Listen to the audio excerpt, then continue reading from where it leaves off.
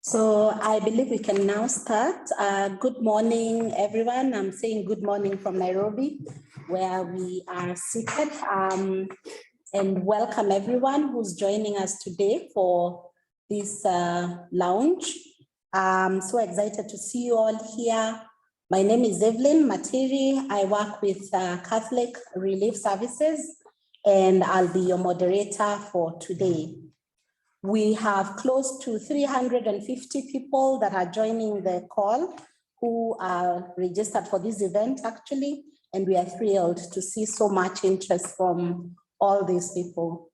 I'm very happy to be here with you to officially launch the newest member of the Humanitarian Standards Partnership, which is the SEADS, the standards for supporting crop-related livelihoods in emergencies.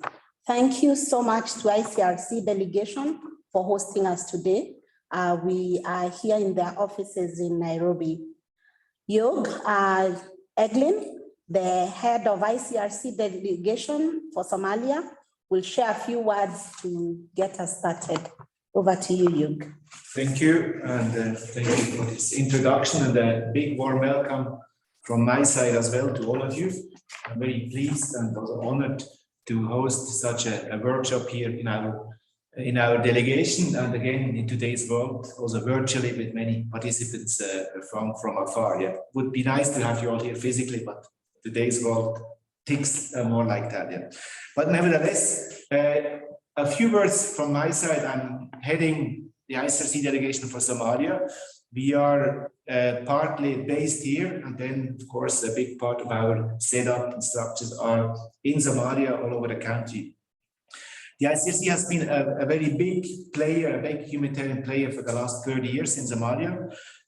We have been very active throughout all these troubled years from the early 90s when the civil war was at its heights, through all the different periods, often loaded with conflict, with difficulties, with drought, and with a disturbance, until today, where we still find ourselves in a situation where humanitarian needs are massive, where humanitarian actors play a very crucial role in order to help the Somali people and help to kind of people to go about their lives and move on.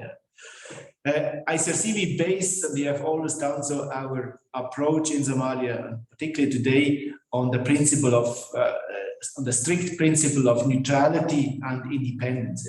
That's a term that is used by many humanitarian actors, but has quite a specific meaning in Somalia, where things are so polarized, where you have a very violent and extreme group out there with Al-Shabaab that is a big force. This group controls the large swaths of the country. They have influence over large numbers of populations, and these populations are unfortunately often in worst type of situations, are in most need of humanitarian assistance. So a big challenge for us, and we want to play this role a bit in parallel, if you want, to the humanitarian community that is by virtue mainly focusing on areas that can be accessed. They're also very populated, more urban areas controlled by the government, supported by the African Union, but there's still a big space out there, and you try to push those boundaries and work independently and neutral. Nevertheless, that doesn't prevent us from engaging with partners, also at the political level, security level, and also at the technical level, like today in that workshop. We want to be part of those joint efforts to improve humanitarian responses and to be on top of the game, also in partnership with more technical entities, with also more operational entities working in Somalia and beyond. Of course, I talk here mainly about Somalia. For us, it has always been a dilemma where we set the cursor between more emergency type of work, emergency response type of work, pure relief work, versus more resilience programming, longer term involvement, the famous nexus, if you want, and all engagement that take us beyond the immediate today. This is a long debate which has gone a long way. Personally, I was involved in that in a much simpler way in the past. Again, ICRC, we started decades ago as really as a pure relief type of responder, in addition to what we do on international humanitarian law, the Geneva Convention. But more on the assistance side, we started off as a purely relief responders. I was among the first agronomists in the ICRC in the early 90s, starting to develop these programs, working with communities in the agriculture sector, with the livestock sector, and beyond. Water was also a big issue, of course, health anyway. But we started to push a bit the boundaries, that cursor that was initially set for us very much on the emergency response type of activities towards more resilience, longer-term planning. We set up seed programs, tool programs, engagement with livestock owners, trainings and so on. But initially this was seen as something we shouldn't get too much involved in.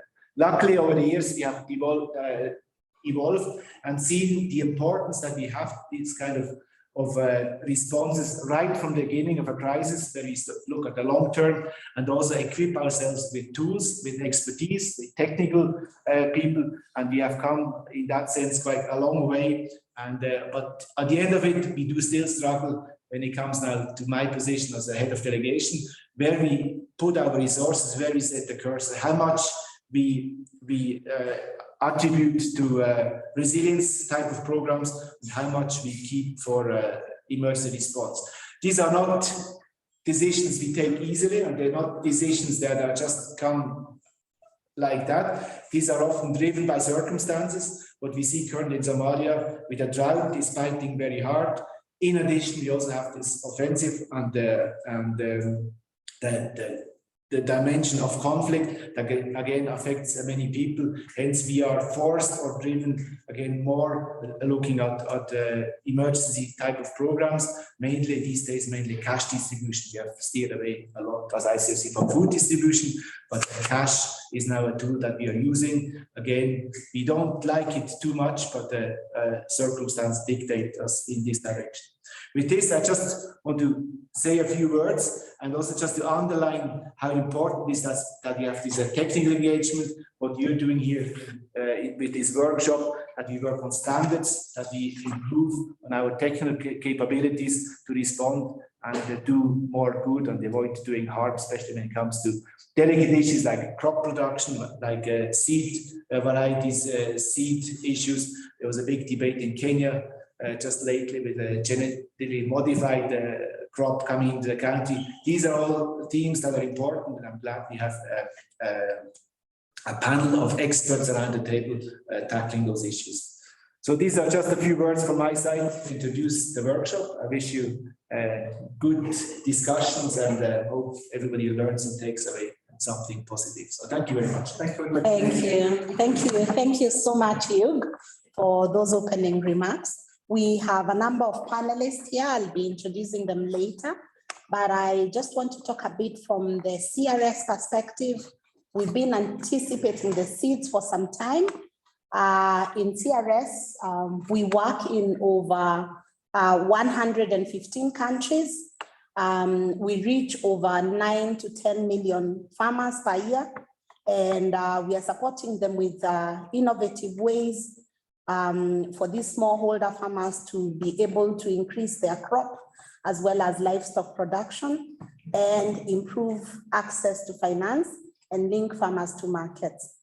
We work with this vulnerable population, just as Juerg has said, in the continuum of emergency to development activities, and we seek to enable these vulnerable households and communities to plan for and to cope with recurrent shocks by providing them with assets when disaster strikes, and then enabling farmers to build essential skills, use innovative technologies, and facilitate links to market and local systems so that they can establish sustainable and resilient trajectories along this pathway to prosperity that we commonly use within CRS. As part of this work, we support a range of emergency to development examples, and one of them is in the area of seed system strengthening, where CRS is leading a big Feed the Future global activity that is supporting seed systems for development, what we commonly call the S34D. And this is a 5-year project which is aiming to improve functioning of the national seed sector in focus countries by analyzing and providing recommendations to strengthen formal, informal, and emergency seed systems in ways that are sustainably increases farmer access to quality seeds for improved varieties. To support more sustainable outcomes, CRS is also working at the agency level to increase our market system strategies with approaches that cut between or across the emergency and development operations. In this work, we are finding ways to crowd in the private sector rather than crowd it out, and finding ways to enable communities to work together and find more sustainable solutions to addressing issues of poverty. Given our changing role, CRS is very excited about the launch of the SEADS handbook, as the approaches being promoted by SEADS also emphasize the need for critical analysis of the context and the appreciation of the role of the private sector that the private sector can play in providing solutions to both humanitarian and development outcomes, rather than defaulting to free distributions. The findings and advice in the handbook provides us with another step along the way to help CRS design, implement more effective and more sustainable, as well as scalable solutions. We recognize the efforts in developing these standards that have been very, very collaborative, with hundreds of individuals and dozens of people and organizations around the world helping in a variety of ways, some of them being within the steering group, others within the field team members, contributing evidence, reviewing the handbook, and commenting on the draft, and participating in the various simulation events that this process has had. When you dig into the book, you'll find that it reflects the collective wisdom of the literature and the field-tested knowledge. Just before we go in, I wanted to give a few housekeeping. We will start with our panel, who's here with me. And we have 4 speakers lined up, who I will introduce in a moment. As your questions rise as they speak, please go ahead and pop them into the Q&A section, and we'll have around 30 minutes at the end to get to your questions. If you need technical support, we have Anne Randy, who's on the call, and you can chat her to help you along. Please do not put your questions in the chat, only put them in the Q&A. And we'll be monitoring the Q&A as we go along, so that we have a session at the end to answer these questions. Now, I am so delighted to introduce 4 members of this panel. And the first one is the ones whose picture is next to mine, is Ugo Bernieri, who is the regional agronomist with the ICRC, and also a member of the SEADS steering group. The second one is Loise Gichuhi. She is a thematic leader for education in emergencies at the University of Nairobi, and the country focal person for the Interagency Network for Education in Emergencies here in Kenya. Nice to have you, Loise. The third one is Morena Bassan, who is a nutritionist like myself, and she's the regional nutritionist with the ICRC. Nice to have you, Morena. And last but not least is Salih Abdallah Mageed, who is the Director General of SOS Sahel, Sudan, and also a member of the SEADS steering group. Welcome and karibu sana. In Kenya, we say karibu sana, Saleh. Nice to have you in Kenya. I also have Guido Govoni, who's the regional livestock specialist seated with us here. And he'll be talking later, also contributing to this discussion. And we're happy to have you, Guido, in the room. So thank you so much. So at this time, I want to hand over to Ugo, who will give us more information on this SEADS standards. And over to you, Ugo. Thank you very much, Everlyn. Yes, as you mentioned, I've been with SEADS, collaborating with the SEADS project from the very beginning of this experience.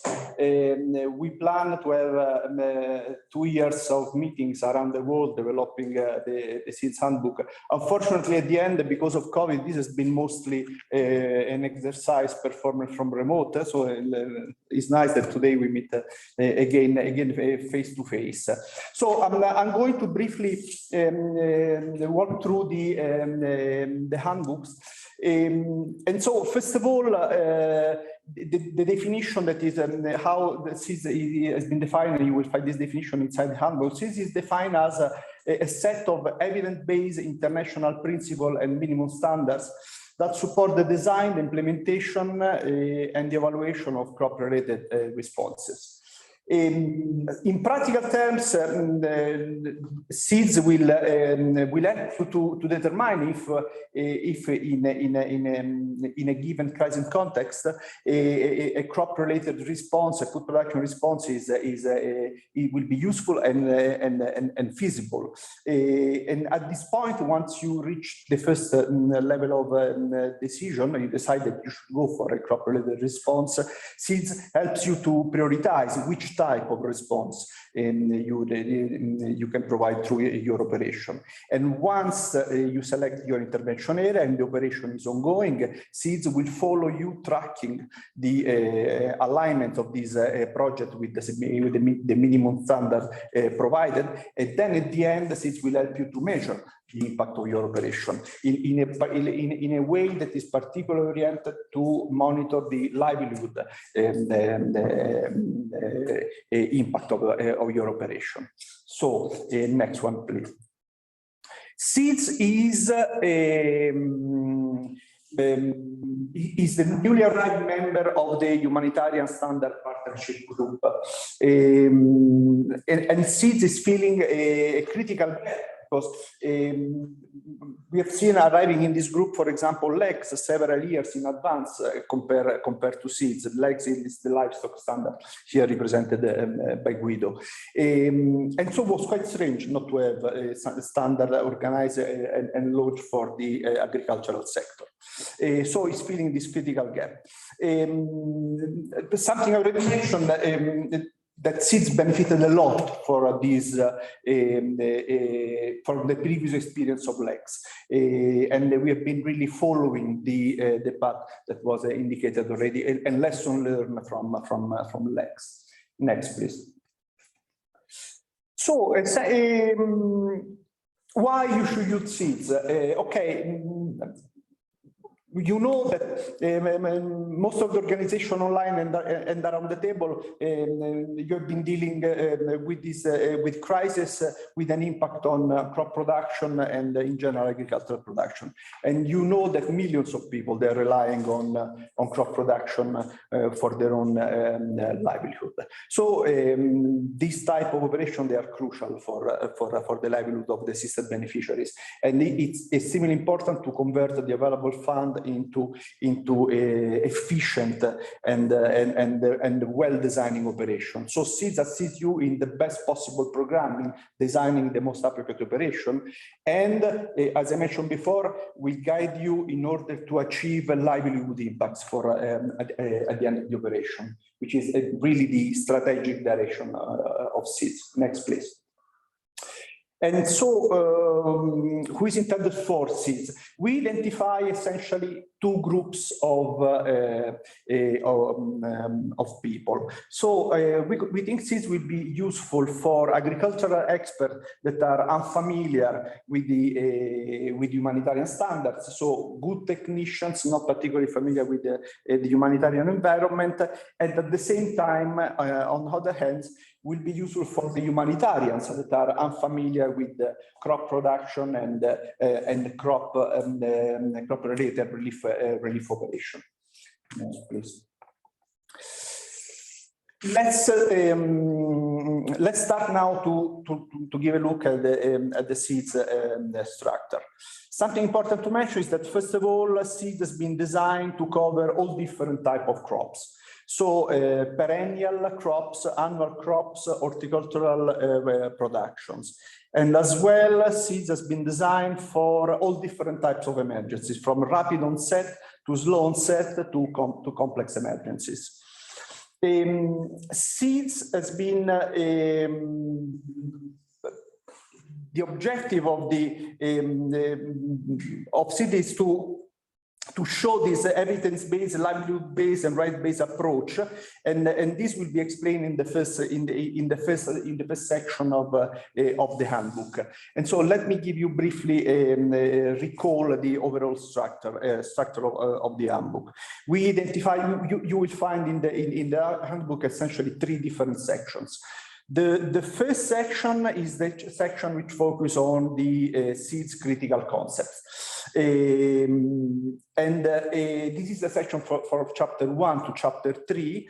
And on chapter 3, you will find listed the principle. Then we will have the central section of the handbooks that will focus on the minimum standards, and particularly standards on initial assessment, standards on SEADS and SEADS systems, tools and equipment and non-SEADS items, and then chapter 7, crop-related infrastructure.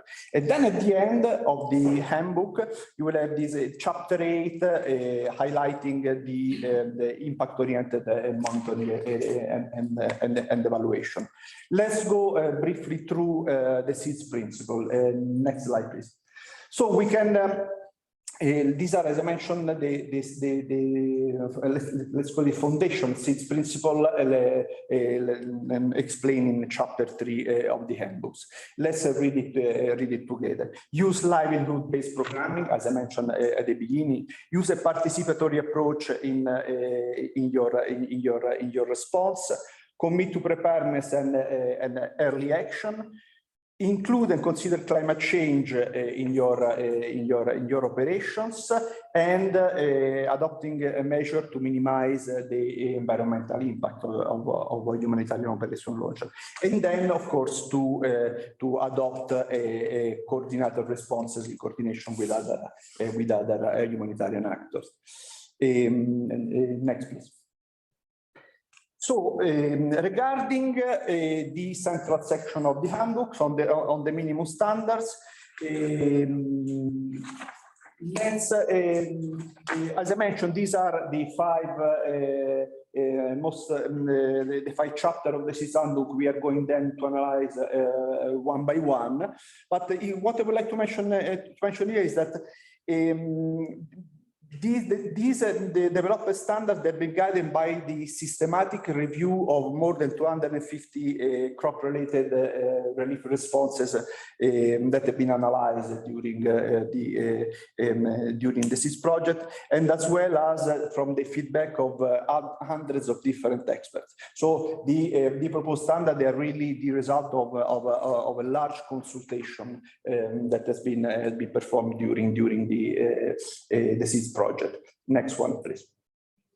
So the standard will analyze for each response areas, identify response areas, some key action to perform during the implementation.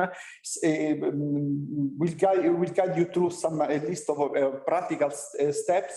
And in addition, you will find a good number of guidance notes that will assist you during the identification, implementation, and monitoring of the operation. Next one, please.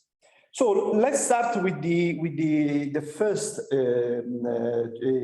chapter of the standards, initial assessment. This is a critical, as you probably all know, this is a critical phase on which on launch relief operation. It is particularly problematic as well in the crop-related agricultural sector. First of all, you will receive indication. You will find indication in this chapter on the timing when it's most appropriate to launch the assessment. The way indications on the way you should prepare your initial assessment team and the type of competences you should include inside the team. Then the SEADS handbook will guide you through the selection of the most appropriate assessment approach, and this will guide you up to the selection of the response area. Next one, please. So SEADS and SEADS system is a critical, is definitely, if not the most important, one of the most important chapter of the handbook. Most of the humanitarian organizations engaging in operation supporting crop-related, launching crop-related response to support agricultural production, they engage in the seed sector. Again, in this chapter you will find guidance on how to organize your seeds assessment and how to plan your seed operation. You will find this chapter will guide you to the selection of the most appropriate technical option to intervene in the seed sector. Let me just mention the three options that are proposed and indicated by SEADS. So the first option is to facilitate the access to seeds using existing seed possibilities, supporting as a second option, supporting the existing seed system, and only as a third option, in-kind seed distributions. And you will see that through this process you can select one technical option or a combination of different technical options for your operation. Then at the end that you have selected your type of operation, SEADS will assist you in the problematic, I would say, side of this type of operation. It is the selection of the varieties you are going to adopt in your operation, and as well SEADS will guide you through a chapter exploring the question of the seeds quality that you will use in your operation. And this is not an easy matter, and it is always highly debated. Next slide, please. The chapter on tools, equipment, and non-seed inputs is following the same structure of the chapter on seeds. The type of operation that typically are covered under tools, equipment, non-seed inputs, just to clarify, because I know that is not always completely clear. In terms of tools, here we are talking about provision, for example, of hand hose, provision of jerrycans for irrigation purposes. I can think about a donkey plow, for example, or a simple plow. In terms of equipment, typically here we are talking about protective clothing if you are dealing with pesticide, water pumps, crop storage bags, fencing material. And when we see non-seed inputs, here we have an important one, that is fertilizers, that are most of the time included in this type of operation, organic or standard chemical fertilizer, and as well all the machinery sector, from motocultivators to the more complex tractors. And again, this chapter will give you, will guide you through the possible technical options to the different system, and then the quality of the material you can distribute. Next one, please. Crop-related infrastructure, again, just a few words explaining what we are talking here. All the infrastructure related to agricultural production. So here we are, SEADS is analyzing the rehabilitation of greenhouses, rehabilitation or construction of greenhouses, rehabilitation of construction of irrigation schemes, ponds, dams, could be silos to store the crop, warehouses. And as well as, and this is something particularly close to the SRC modus operandi, as well, for example, the infrastructure of the different ministries of agriculture, like, for example, the research stations in the seed sector that you can rehabilitate. One word on the timing. SEADS will help you selecting the appropriate timing to rehabilitate infrastructure, and particularly the ICRC will intervene all the time in conflict situations. We know that the choice of the right timing in rehabilitating infrastructure is extremely important, because we see how frequently we see the need to rehabilitate important infrastructures in the middle of a conflict, but we cannot launch the rehabilitation because there is the risk that the rehabilitated infrastructure will be destroyed once again during the conflict. So it is, and so you have to do one step back, waiting for the right moment. So timing is a crucial point for rehabilitating infrastructure. Next slide, please.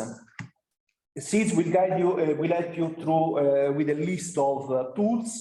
Here we have, for example, is the decision tree that you will adopt in responding in SEADS and SEADS system. No need to explain, but they are there and they're extremely useful. Next one, please. Timing table, again, I just mentioned timing.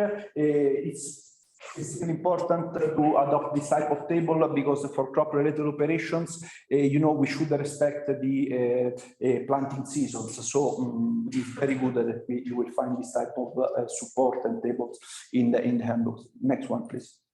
And then tables giving you the possibility to compare, highlighting advantages and disadvantages of the different type of technical options.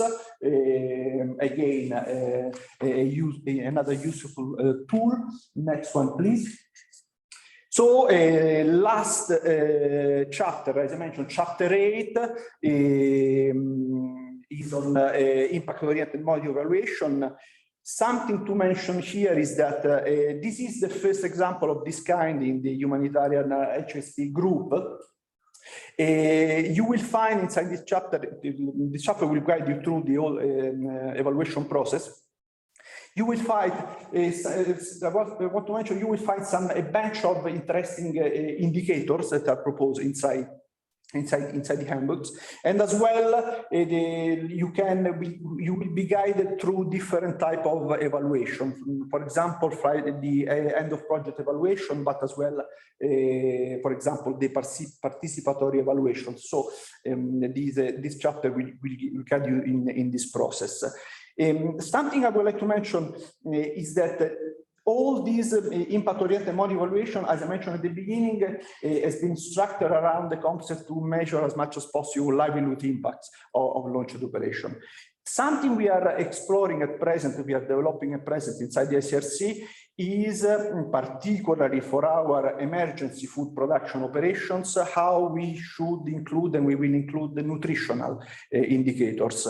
We will have in the room after a discussion on this specific point, and this could be as well a suggestion for the phase 2 of SEADS, how we can expand these the livelihood objectives, including some nutritional objectives for this type of operation. So just to conclude, how you can get the SEADS manual. If you like myself and you want to have a hard copy, you can buy one hard copy from the SEADS website. But the most easy way is to download a PDF version for free from the SEADS website as well. And if you are based in Nairobi, you can during next 2 weeks, you can approach the ICRC entrance, the reception, and you can take one SEADS copy for free. You will just need to sign a form, and you can take one. And I think that is everything from my side. Thank you very much. Thank you so much, Ugo. Yeah, appreciate you giving you the grid as well as the detailed overview of the SEADS handbook, as well as, you know, telling us what it is, what are the contents, and where we can get it. I think your last slide was where we can get it. So for me, I'm excited when I heard about the nutrition objectives. That excited me a bit because I was looking at it from the, you know, all the livelihood objectives. So it's great to see that we are also considering how we maybe do the decision trees, you call them decision trees for nutrition objectives. That would be great to have. So I want to move over to the other panelists who will be telling us what SEADS means for each of their organizations and how they are expecting to use it. And to start with, I'll hand over to Loise. Thank you so much. I will speak from an education point of view, and SEADS is part of the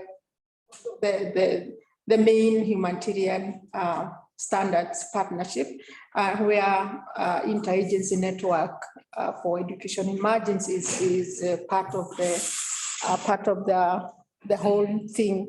So by being in education and practicing minimum standards for a while, so I'm trying to looking back and looking forward on what this can mean to the humanitarian sector. And just as we have heard about the SEADS principles, about the fundamental key issues, key actions, guidance notes, and accompanying tools that have been actually well elaborated. This, of course, will help in programming and implementation, and where people will become more effective and efficient in dealing with their livelihoods. And we know that just like we have heard about the minimum standards about SEADS, they are well prepared with the people in mind. And I think when I looked at the SEADS handbook, I think it is consumer friendly. And I think people will be very, very happy reading the handbook. I'm kind of very happy when it's a handbook rather than online.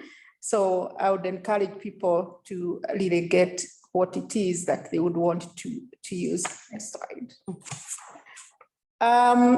Speaking from my own experiences about the minimum standards in education, the first question that we may need to ask is, how accessible are the minimum standards? Thank you for saying how we can get them, but sometimes we find it is very difficult for the people who are using. Who are the users? Is it the experts or is it the humanitarian actors? So which mode would be best so that they're able to understand and they're able to use it for programming inside out? So which mode is good for them? Is it online or is it hard copy?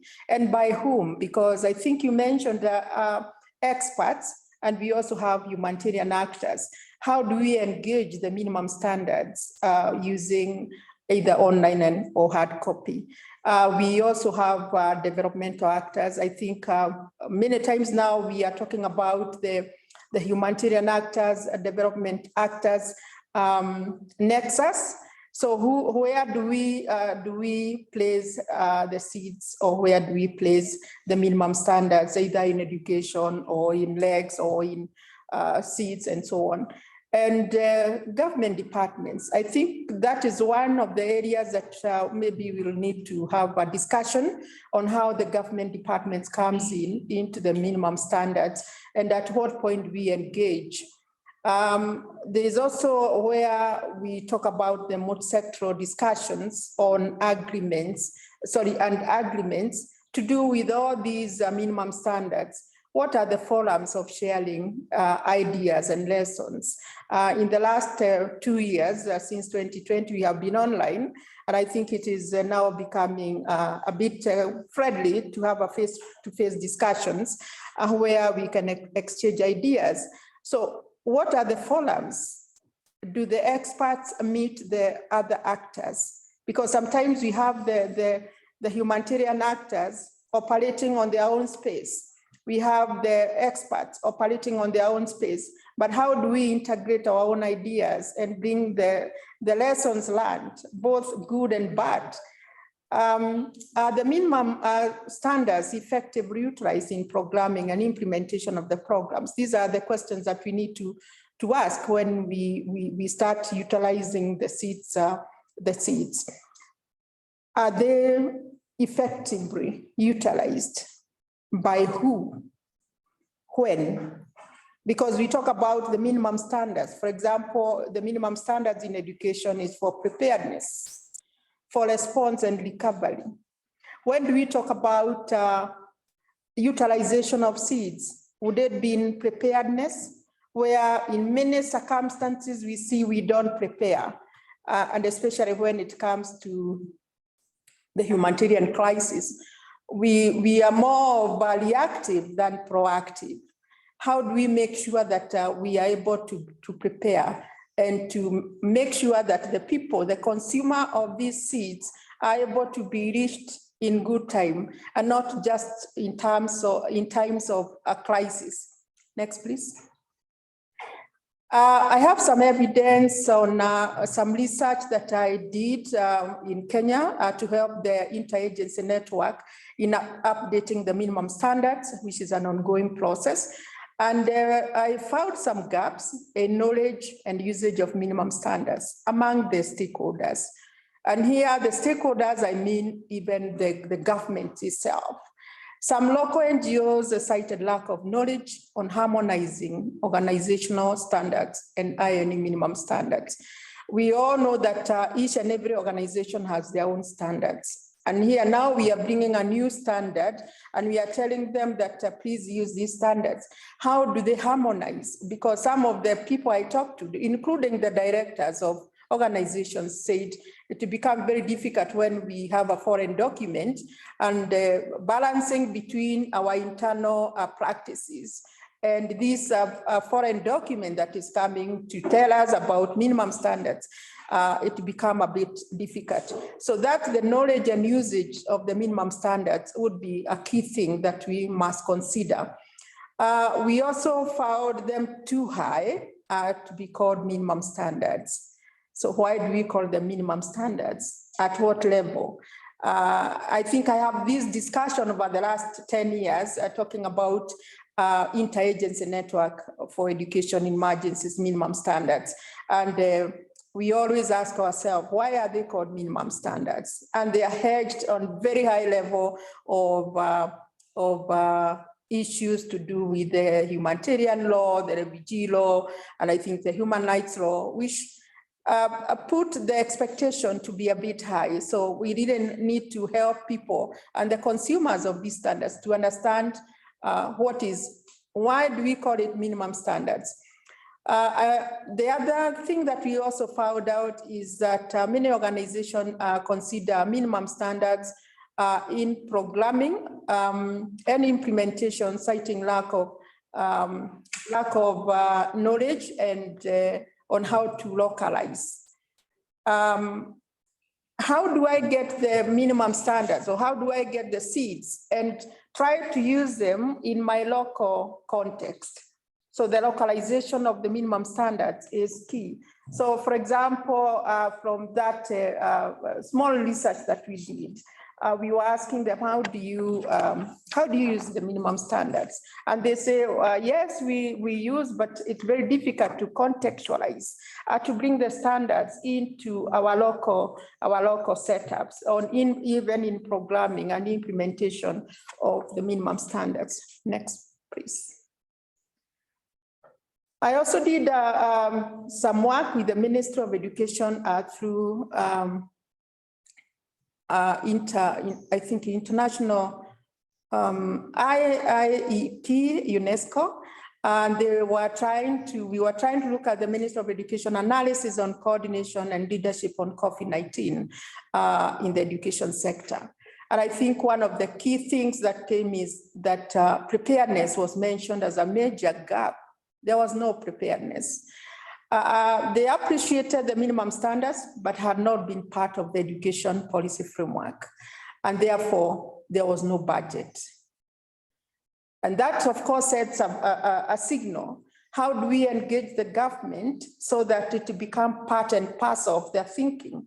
So that when they are coming up with the policy documents, they are able to talk about SEADS. How do we engage the government so that they talk about SEADS, they talk about the humanitarian minimum standards in their documentation? Unfortunately, the people that are engaged from the Ministry of Education, many of them could not understand what are these minimum standards. And therefore that itself is a gap within the knowledge and usage. And of course, if we lose it at the policy level, then of course we lose it at the budget level, and we lose it at the implementation and programming. So what lessons can we carry from this evidence to help the implementation of SEADS?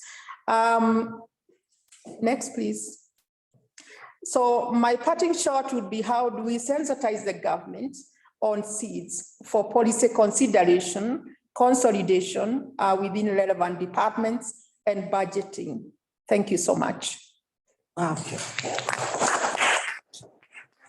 Loise, those are great questions. I think that we need to think about as we move forward into the implementation of the SEADS manual. So many questions there related to utility, use of the manual, the handbook itself, issues related to learning, process learning, as well as knowledge sharing, knowledge management, and so many other questions that she's raised, specifically on issues related to the manual, as well as the processes of implementing it.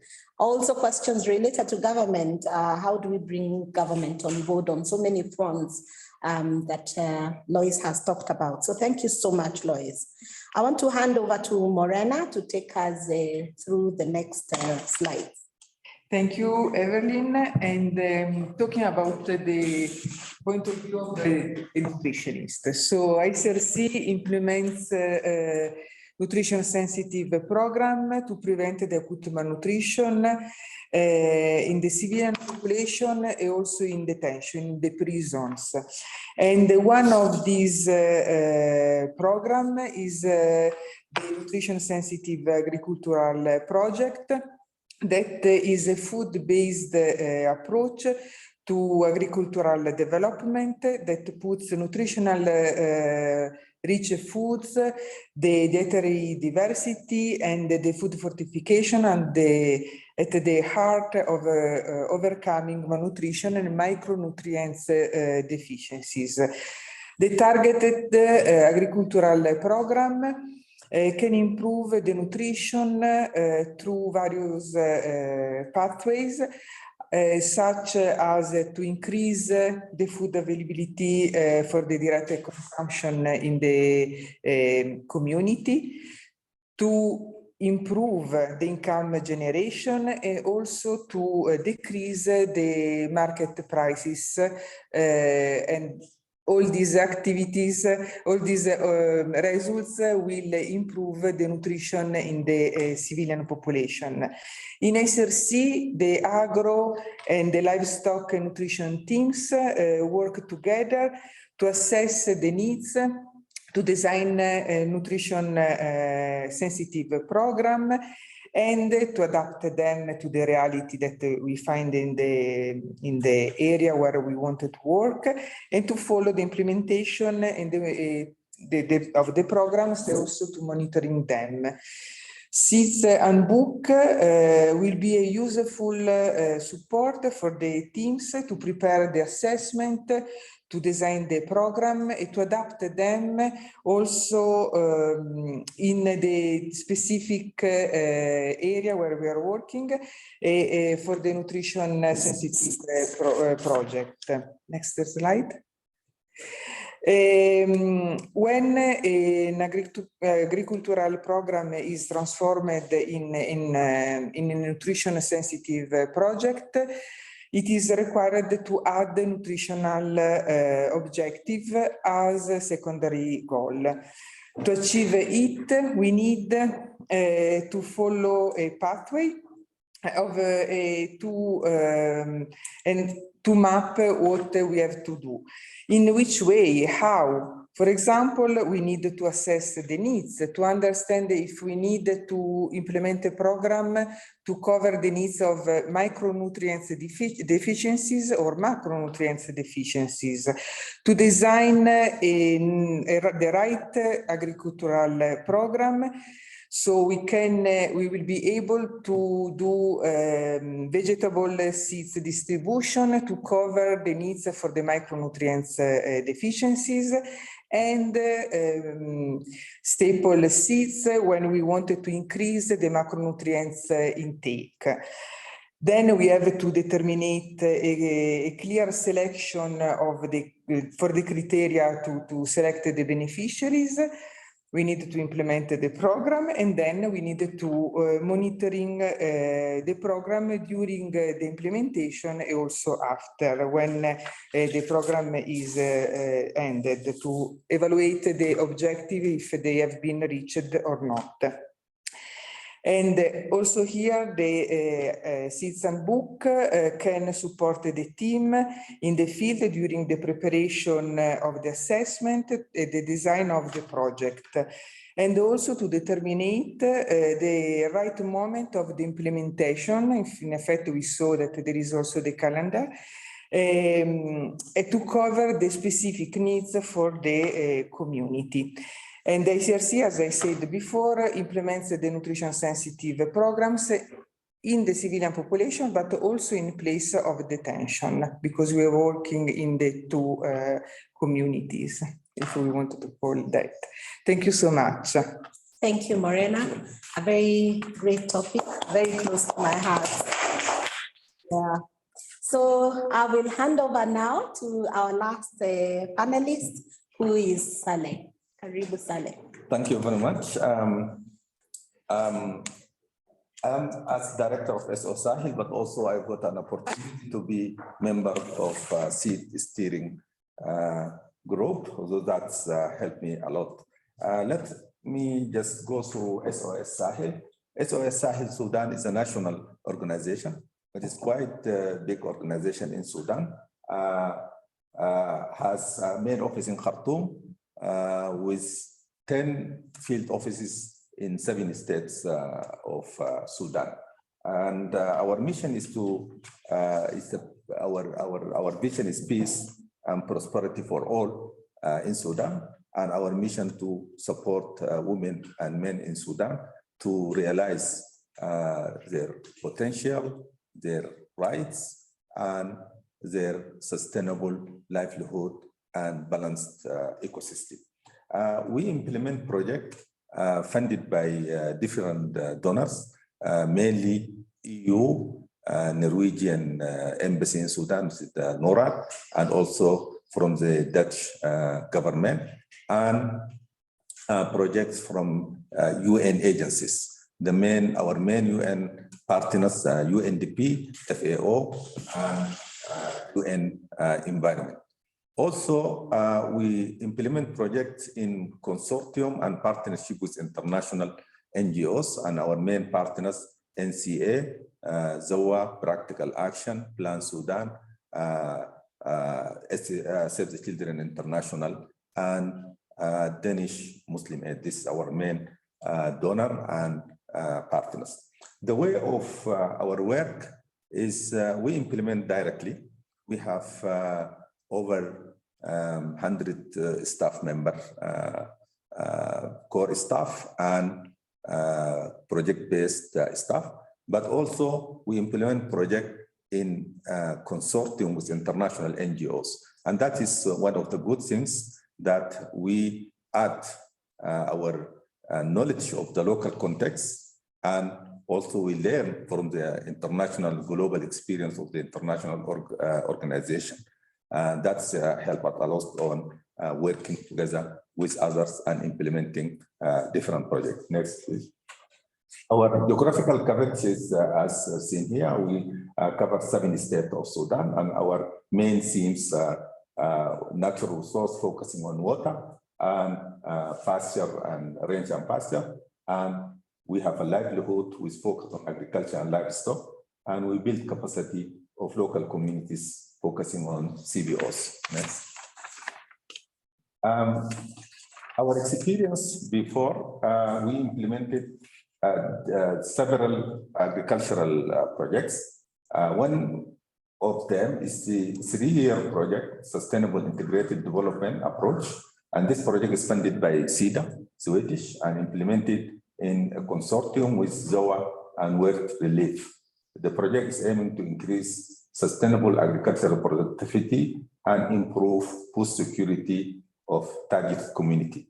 Of course, this project is before SEADS, and the evaluation of the project reflected a good outcome of it, but also pointed out that it's getting difficulties to get indicators for impact. So the project design now in the future, we consider SEADS to, from the designing stage and implementation stage, to consider the impact-oriented related. Next.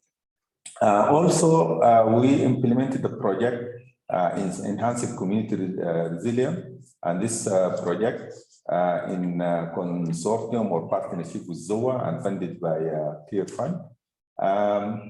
We focus on training farmers on agricultural practice, establishment of seed banks, and distribution of seed package. Also, as the previous project, we focus on seed and tools and training farmers on agriculture, but still the project design was missing some element of impact indicators. Next. Why seed is important to me? And as I mentioned, our previous agricultural projects designed to secure farmers' access to inputs without considering the impact of this on the livelihood of the people. And as member of SEAD, I brought experience from our previous experience and challenges facing crop-related response to the process. And also, I learned from SEAD process how to design and implement an impact-based related projects. Next. Why SEAD is important? Yes, continue. I found SEAD very unique in helping the user to measure livelihood impact.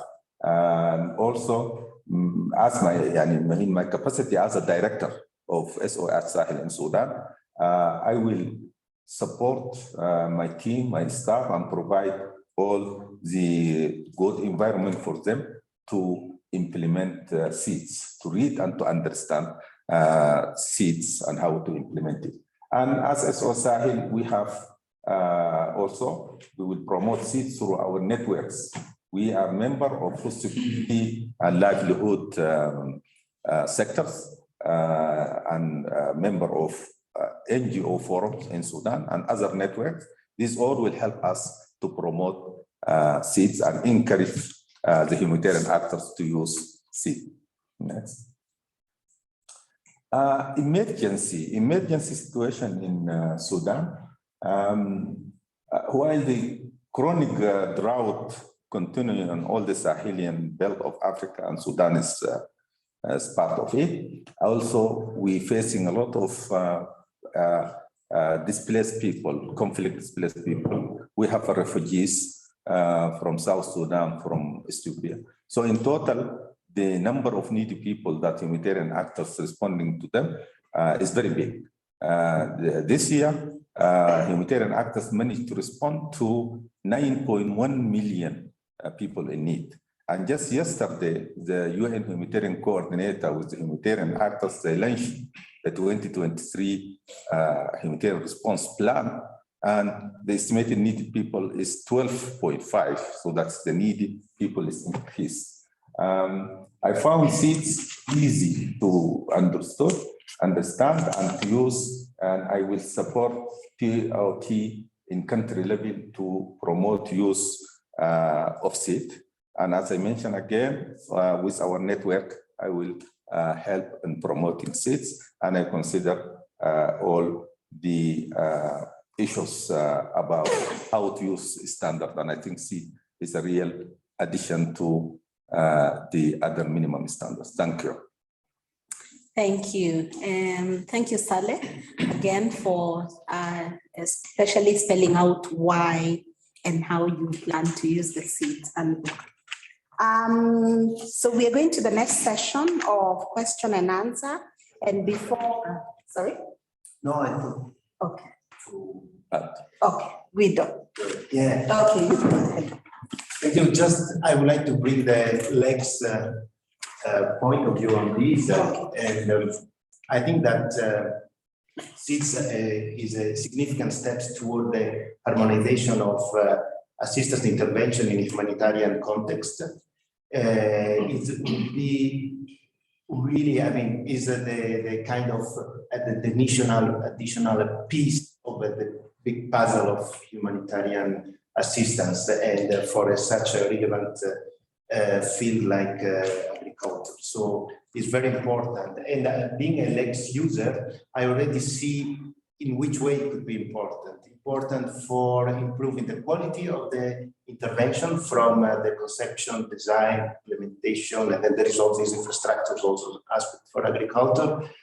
And also very important to improve the dialogue among the different stakeholders, because we have, as was already highlighted, we have expert, not expert, NGOs, implementing agencies, ministries, donors. So this gives common point of reference to deal with, and then is really helpful for this. Now has been is the launch so as to be understood, as to be digested by the users, and then will all this will lead to a better ownership of the contents. And then I think that the dissemination, mobilization process is very important to reduce these gaps of understanding of knowledge that were highlighted. So I mean, I see already thinking as a Lex, I see the positive impact on this, on the people, or all those working in humanitarians, and ultimately, I mean, this is the most important for the people affected by the humanitarian crisis. Thank you. Thank you. That was Guido Govoni, the regional livestock specialist with ICRC. And thank you for adding in that point on how you see the relation, being a Lex user, how you see that relate to the SEADS standards. So thank you so much, Pierre. And sorry for... No, it was not planned actually. Yeah. Thinking that these and so I said, let's bring the Lex perspective. Yeah, thank you. Thank you so much. So we are going to the next session, which is the Q&A, question and answer. And before I open it up for the audience to ask your questions, I would still encourage you to put your questions on the Q&A. We've just heard from all the panelists, and I want to ask a few questions to the panelists. And you know, we've had their presentations and we've had them talk about the necessary minimum standards like SEADS, the SEADS are, but I also know that it can be challenging to go from conceptually understanding the standards and really using them, as was articulated very well by Loise. So while I have very many different questions for you all, I am going to focus on first trying to understand a bit better from your perspective how different actors can use the standards well. And so I'll start with Ugo. As you mentioned at the beginning of your presentation, SEADS development has been an effort with the involvement of so many people, as well as dozens of organizations around the world. And I can imagine how different organizations with specific mandates, different mandates, and how difficult it was to combine the nature of the different organizations with their different mandates to participate in this process. So how does this diversity of mandates mean, or what does it mean now as organizations around the world start to use the handbook or the standards? Thank you very much, Everlyn, for this question. Yes, it's true. This has been an effort combining together, putting together organization with a different, extremely different DNA, I would say, and an original mandate. And particularly, you can consider that as ICRC, we are operating in conflict areas, and what emerged during the 2 years of developing this tool, working with the other organization, is that, for example, we realized that as a frontline organization, we were having a different perception around the concept of emergency. So for us, emergency is something that is bringing us to implement operation in the very short term, most of the time, and we consider so a short time frame in front of us to implement relief operation. While for other organizations, they were more oriented on medium long term type of answer. And we confronted ourselves a lot during the development seat. And I think that we managed to combine both type of approach during the operation. And this is just one of the differences has emerged during the development of SEADS. Anyway, as I mentioned, we are different, a list of organizations with different mandates, with different nature, but I have the impression we managed to combine all the input for the different organizations inside this manual. Of course, we really hope to have a phase 2 and a phase 3, and we will continue to develop the manual, including even more, if possible, the different inputs coming from such a long list of different organizations. But just concluding, I would like to see, I consider this a positive factor, that we have different organizations participating into the manual instead of a problem. Great. Thank you. Loise, you mentioned a lot of in your presentation, bringing in the government on this discussion. And I would like to ask you how you see how the minimum standards, how you see the minimum standards helping the government to improve in mitigating some of the gaps, and especially in the crisis context. Thank you so much for that question. First and foremost, we know that the government is a duty bearer, both at the humanitarian level and the development level, and therefore the government needs to understand the both sectors. And sometimes we find like some governments are not prepared enough to handle some of the issues surrounding humanitarian sector. They are caught off guard. And in such circumstances, we really need rigorous trainings and advocacy meetings to bring the minimum standards into the level where the government can understand them and where they can play a key role in policy formulation, policy design, policy implementation, budgeting frameworks, and so on and so forth. Otherwise, sometimes if we don't deal with the government, then many of the gaps that we find in the humanitarian sector and also in the development sector that are not answering to the needs of the consumers.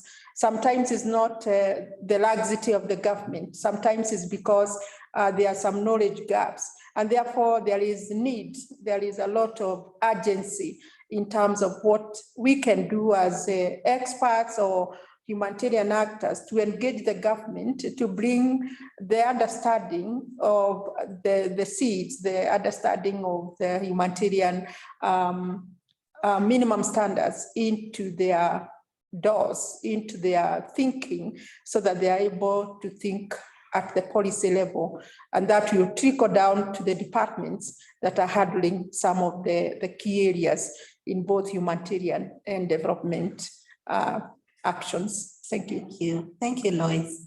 I want to talk a little bit about organizational leadership, Salih, and as the Director General of a humanitarian organization, how will SEADS help you to decide whether to go for or not for a crop-related intervention? Okay, thank you. SEAD has now become member of the minimum standards. Usually for NGOs implementing or engaging on humanitarian response, we consider all the minimum standards as one of our friends on when trying to design a project or implement.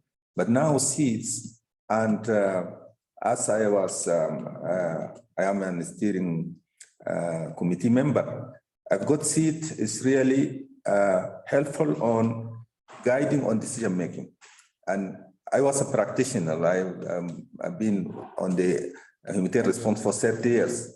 Usually most of the problem with the crop-related intervention that we implement wrong project, not suitable to the people. But SEAD will help you to decide earlier, is this suitable for those people or not? So is it suitable to go for it or not? So immediately you can leave it and go for another intervention who appropriate to the people. SEAD allow you to determine the crop-related intervention as appropriate, visible, and suitable for, as I said, to these people. Help the user to prioritize. Even within the crop-related, you can prioritize the response. And in SEAD, when you read, and for the user is to read chapter 1 to 3, that will be very helpful to allow you to implement an effective, because crop-related or an impact-related project, unless you consider from the designing stage, then you're going to in different direction. So SEAD will help you from the designing stage that you design an impact-oriented project. Chapter 4 in SEAD will help you more to go for initial assessment. And initial assessment, as mentioned by Ugo in the presentation, they have good tools to help you for the participation and so on. So in that whole context, I think SEAD is really very helpful. I will encourage all the humanitarian actors to use SEAD and to be as a friend book in their offices. Yeah. Thank you. Thank you. I have one more question for Morena. I know time is moving quite fast. We only have 15 minutes. But one question for you, Morena. How can the SEADS handbook be useful to a nutritionist like myself and maybe others on the call that want to design a nutrition-sensitive agriculture program? So as been showed by Ugo and in the slides, the SEADS handbook is a very friendly handbook to be used. So I think that is well designed to guide a non-agriculture agronomist specialist as me and you to prepare an assessment, to prepare a design of the project, to decide which kind of seeds can be distributed, when, because there is the calendar. So I think that it can be very useful also for who is not an agronomist. Maybe more for us than for them. Yeah. Yeah. Thank you. I know we are running out of time, so thank you so much, Morena, for that response. We are running out of time, so I want to open it up for a few questions from the participants. There's quite a number that have been posted already, and so I'll read a few. We will do that for the next maybe 5 minutes, and then you know, get to the next session.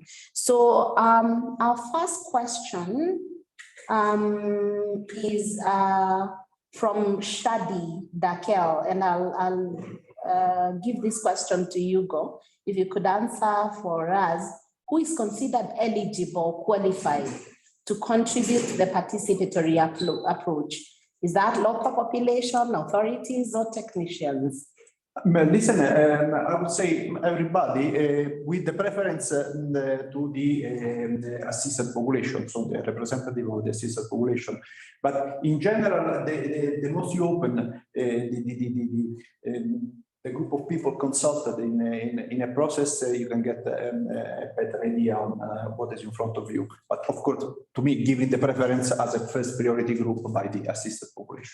Okay, so there was a question asked about legs and seeds, and I know you talked a little bit about it, Guido, so maybe you can respond to that. So someone asked about you know, whether we can consider both legs and Which is the question? That seed consider also for a seed in emergency situation. How can how can seed design farming technique farmers living? Okay, maybe as we look again for that question. More specifically. Yeah, there was a question there, but as we consider that one, maybe we can go to the next one in terms of how does SEADS closely track and guide alignment of projects, implementing crop-related interventions with a set minimum standards. Do you want to take that, Salih? The first one. How does SEADS closely track and guide alignment of projects implementing crop-related interventions with a set minimum standards? Yeah, yes. SEADS as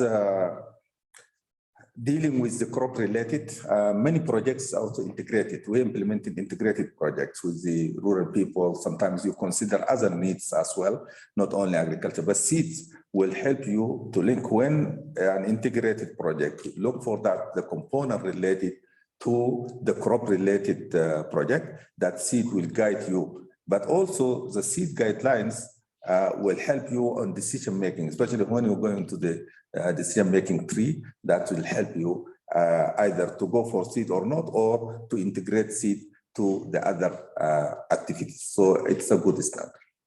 Okay. Thank you. There's another question there on procurement of seeds, and how can seed standards be applied during procurement of seeds from suppliers, whereby an organization may have no control over the market where the seeds are produced? Ugo? Yes, well, as I mentioned during my presentation, seeds, the intervention in the seeds sector, on the seed system, is probably the most important and voluminous one, and is where even the discussion during the development of this manual has been quite important. So how we can support an organization that is not having control on the seeds market? I think seeds is giving a number of indication on how to select the best approach in this sense. We cannot actually solve all the problems related to seeds procurement in the field. We know that in most of the areas where usually humanitarian are implementing relief operation in the seed sector, they are confronted with seeds private sector, and usually as well the seeds public infrastructure that is devoted to the development of the new varieties that have been affected by a conflict or by a natural disaster, by difficult situations. So the only real suggestion I can give, following a bit of its indication, is that to be present before the crisis inside the country, to establish good link with the ministries in the country where we are going to intervene at the second stage, and in order not to be in the position to organize everything from scratch the day of the disaster or the day of the crisis. I think to answer this question is really relevant the effort that SEADS is suggesting to do in preparedness in order to have this type of contacts at national level already established in order to have a smooth launch of the operation. Yeah, yes. Thank you. I know we are running out of time, so I'll take one more question. Matters Food are open to government policies and controls. Are there deliberate actions or tips in SEADS to engage the government and national agricultural institutions? And I know this is something that Loise was talking about in terms of engaging the government. So maybe I don't know what your final comments would be on this. Thank you for that question. It's not an easy question, and especially when we talk about government controls. As we have said, the government has the mandate in policies and making decisions. And therefore, if the government really can engage all institutions, and I think this is, since SEAD is a new way of thinking in terms of agriculture, in terms of livestock, I think the government is would be a key stakeholder to be targeted, and all the other organizations, so that they can come together and think together, so that they can come up with policies that are not limiting other organizations in terms of programming and implementation. I may not have answered the best way, but I think there is need for the government to talk to the other key stakeholders. Sure. Thank you, Loise. I know there's many other questions here, some related to the SEADS manual itself. So I would encourage all of us to just go back and look at it. We got quite some highlights from Ugo. So please look at those and delve into the manual itself now that we have it, so that you can get more information on what the manual can and cannot do. In the same length, there's many questions related to the use of the manual in terms of dissemination and learning from it. So I think we will get to that maybe as we start using the manual to see, what comes of it, and how we can share some of these learnings from the SEADS manual. So I will end it there and ask that you all help us with the MND for this manual. And since we all know that evidence is important, and we wanted to launch a poll so that we can all participate on that poll. So Anne, if you could help us launch the poll so that we all can participate. So please answer those 2 questions. We have 2 questions there. If you can put your answer to those 2 questions, that will help us in terms of knowing what next. So just 1 minute to look at the use, whether it's you're likely to use, your organization or yourself are likely to use the manual, the handbook, and why. Maybe a short answer in terms of just saying the why.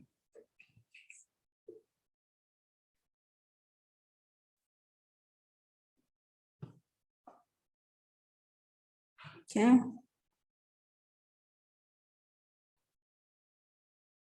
To take like maybe 1 minute. Yeah.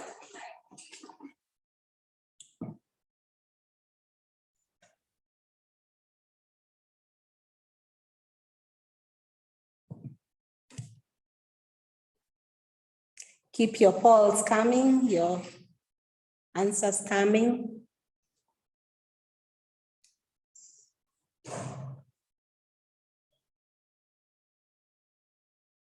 How likely are you or your organization to use SEADS?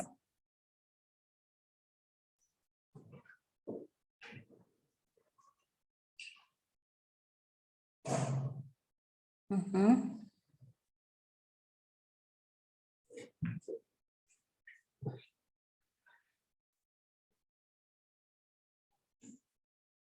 It's easy for participants to click it. Yeah.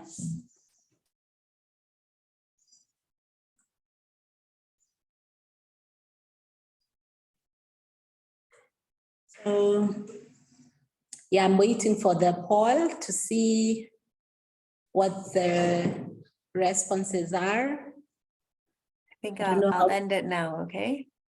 Okay.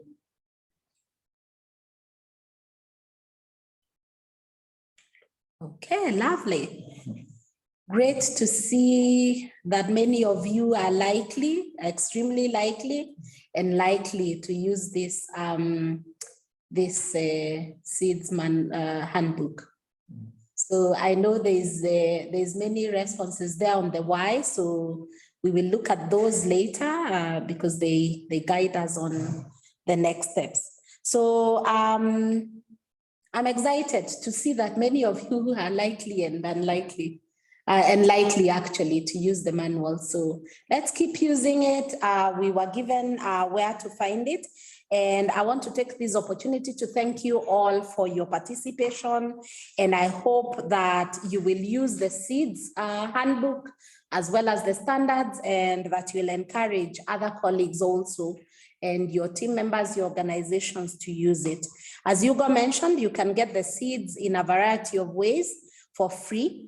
And this is available on the SEADS website. So please, as soon as you Google it, actually it comes up, so you can get it there. You can also pass by the ICRC offices here, and there's a box of books at the reception here in Nairobi, if you're in Nairobi. So ICRC offices are on Ngesha Road off Lower Kabete Road, just in front of the FAO Somalia offices. So if you're here, just pass by and pick a copy for yourself. Please pick one per organization and make sure you sign sheet that is available at the reception. So with that, I just want to thank you again for attending this call, and thank you so much, and have yourself a lovely day. And thank you, panelists. Thanks very much.